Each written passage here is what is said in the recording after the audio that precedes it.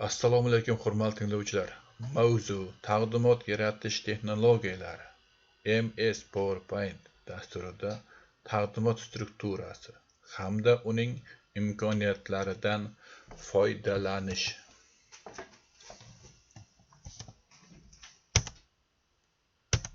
Ne o'tmayapti?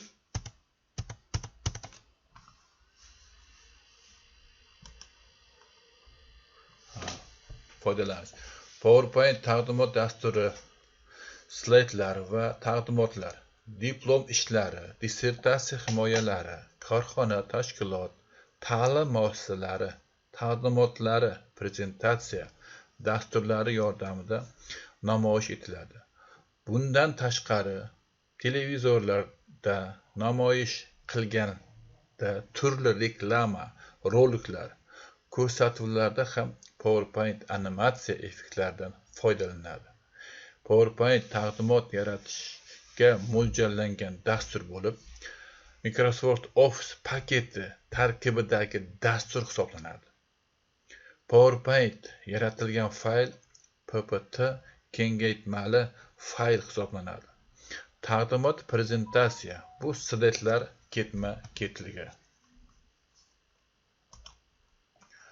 Slayd bu o'zida matn, grafik, rasm, jadval, ovoz va boshqa animatsiya samaralarini mujassam etgan taqdimot varag'i. PowerPoint dasturi odatda pusk programma, Microsoft Office, Microsoft PowerPoint menyular ketma-ketligi orqali ishga tushiriladi. Natijada quyidagi PowerPoint oynasi hosil bo'ladi. PowerPoint oynasining asosiy elementlari quyidagilar. Sarlavha satri.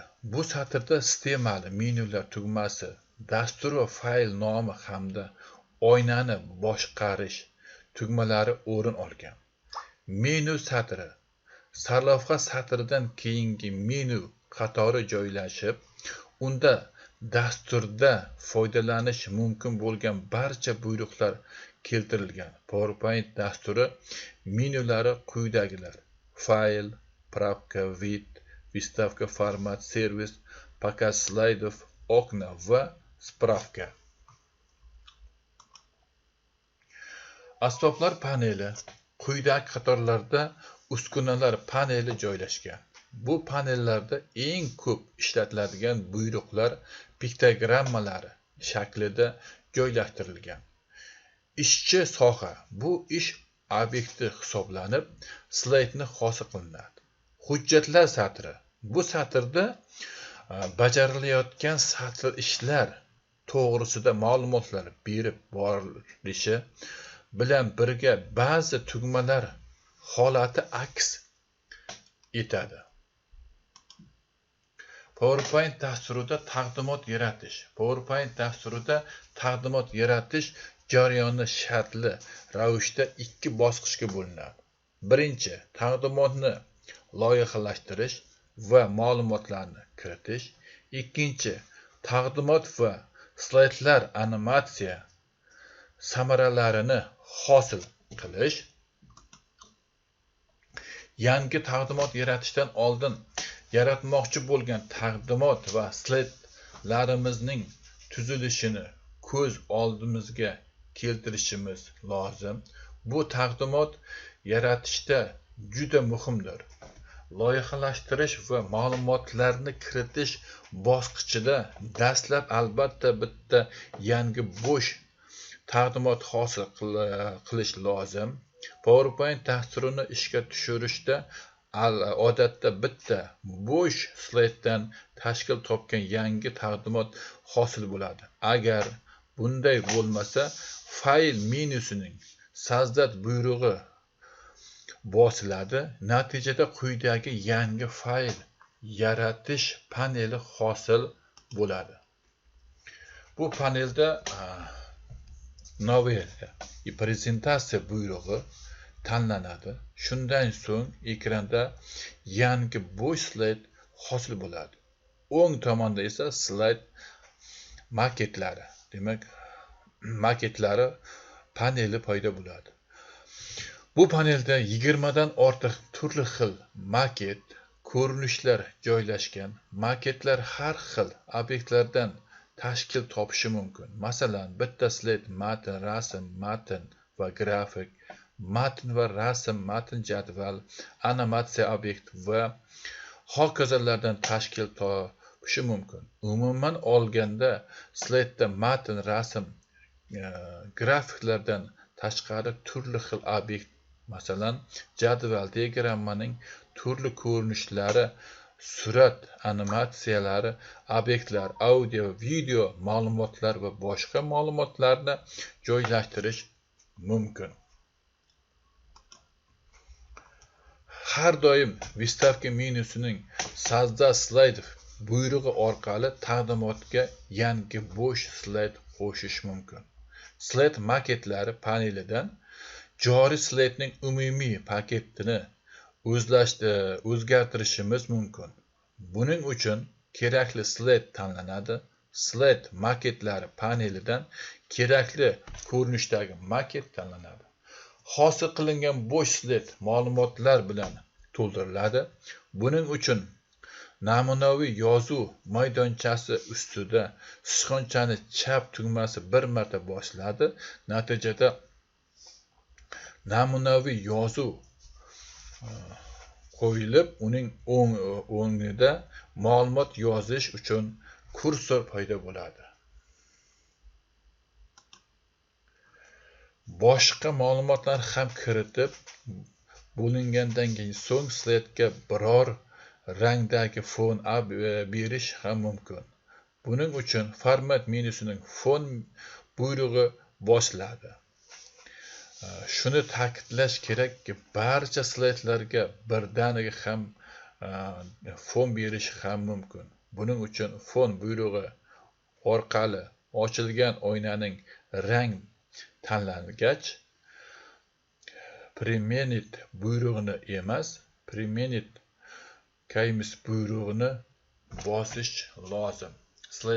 Slaydlarga bunday fon berish o'rniga tayyor rang va bezakli shablonlarni qo'llash ham mumkin.